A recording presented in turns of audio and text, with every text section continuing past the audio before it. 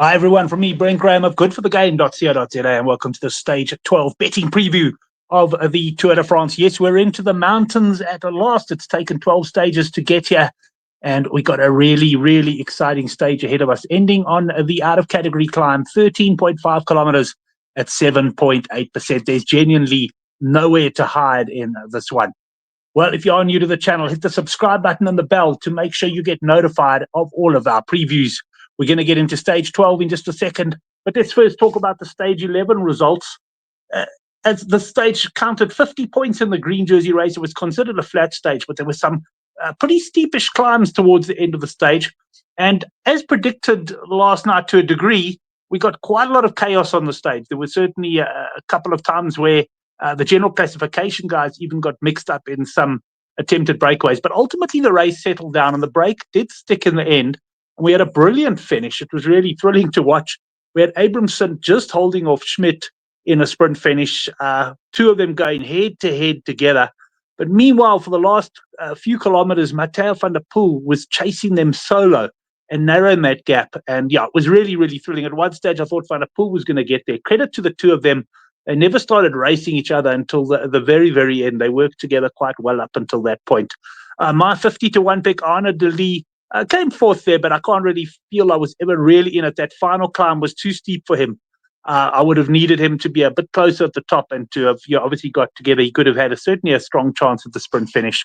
Van Aert looked good, did a lot of work early in the stage, and that could have cost him.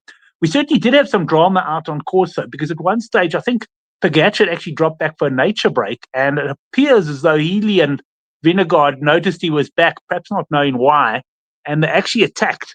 And there had to be a bit of work done to bring Pogacar back into the fold. But the real drama came in the run into the finish when Pogacar was involved in what looked like quite a serious crash.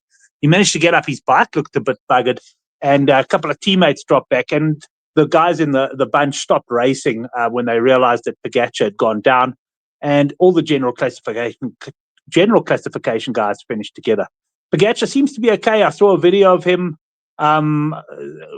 tonight. He had a bandage on his arm, but he seems to be okay. But we all know that the day after a crash can be very, very tough indeed. So we'll have a look at that in just a minute. Let's quickly look at the outright standings. Healy continues to lead there. I think that will be his last day in yellow. I'm confidently predicting that the yellow jersey will go most likely to Pogacar on Thursday's stage. Right, the winner betting 7-25, that's 0.28 to 1. So there's been a bit of drift on Pogacar over the last couple of days, first with Almeida going out. And now there is just something about Pogacar that, I mean, you can't fault him, but it's just that feeling that maybe he's not quite as strong. I don't know. But there has definitely been a little bit of a betting drift. Vingegaard has now come in. He touched 4-1 at one stage. He's now 9-4.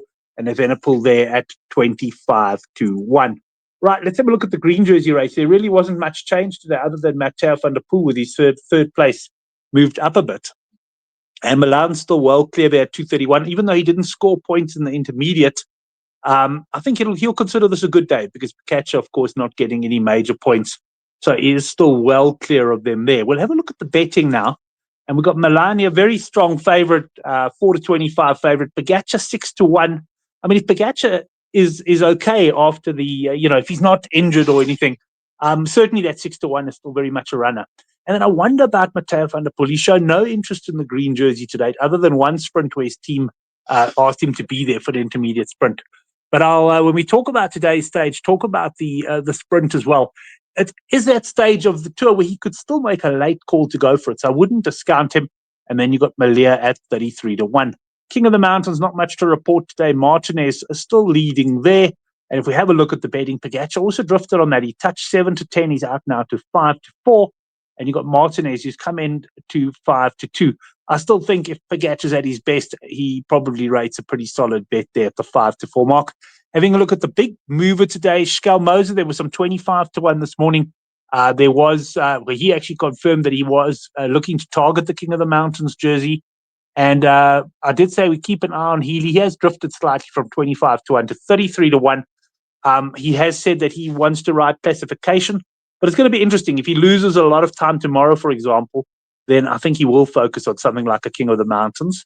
And I did think he looked like he was struggling at one point towards the end of the final climb on today's stage. Perhaps he was just dropping back um, to get a bottle or something like that. I don't know. But to me, it looked like he was struggling. I am expecting Healy to lose quite a bit of time on Thursday. Let's have a look at Thursday's stage. Well, I'm pleased with finally in the mountains. The start of the stage is not that difficult.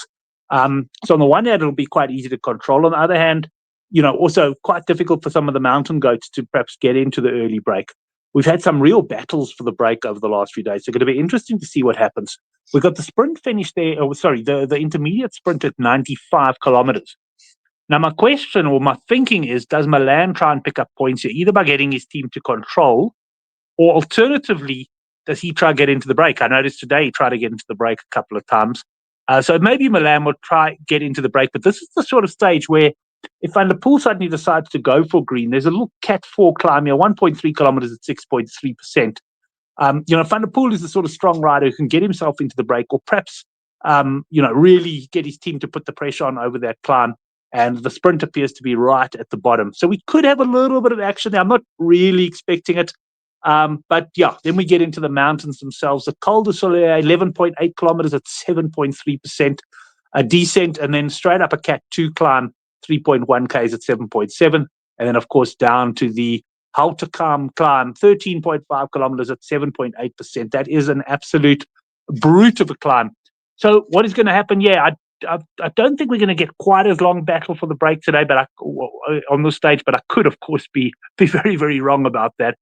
And then we got the climbs. Now, you've got to think the fact that Pogačar has crashed, Visma have to try and test him. And the way to do that is surely to ride a really hard tempo on the Cat 1 climb and then look to attack him quite early on Hautacam. Of course, we know Pogačar, if he is feeling good, he'll be able to look after himself, certainly, and potentially attack and ride away at some point on that final climb. I expect Visma to look to get riders into the break, but I actually think UAE might also send a rider or so into the break up ahead, a satellite rider. And the reason I do say that is because ultimately the chasing will be left here to EFF, probably to EFF. I said it again, EF Education. I think the chasing will be they will take responsibility certainly up until the climb. So potentially Pogačar doesn't necessarily need all his teammates around them. So guys, we should be in for a very exciting stage. Let's have a look at the betting now. Well, no surprise that we'll find Pogačar here a firm favourite at 17-20, a very strong favourite.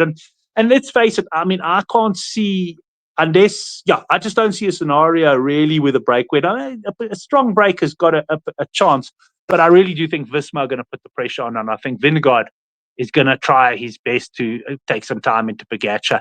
Pogačar, though, the favourite at 17-20. Vingegaard at 3-1. This is at Sunbet, by the way. Schelmoser, who might potentially get into the break at 18-1, and you got 20-1 and better the balance. I'm not going to spend too much time on the outsiders because for me, I'm putting my money on Pogačar. Yeah, World Sports Betting not out at the time of recording this preview, but if you do have a World Sports Betting account or you're based in South Africa, wait for them because you can get hopefully around the 17-20 mark, but I would even take slightly shorter, so 8-10, and then you can get money back for second place because there's every chance, in my opinion, of a Pogačar Vingegaard 1-2 here. I'll be closely watching the form of Roglic. I get the feeling he is riding into a bit of form, but I can't see any real value betting wise, and I'm going to slow things down a little bit and just have a bet on one man. I might look at the match bets and post something on the forum, but I think probably at this stage of the tour, just going to keep it fairly simple, and I think we should be in for a great stage. Enjoy, everyone, and we'll see you Thursday night after the rugby show, which is on our other channel, of course, for the preview of stage 13.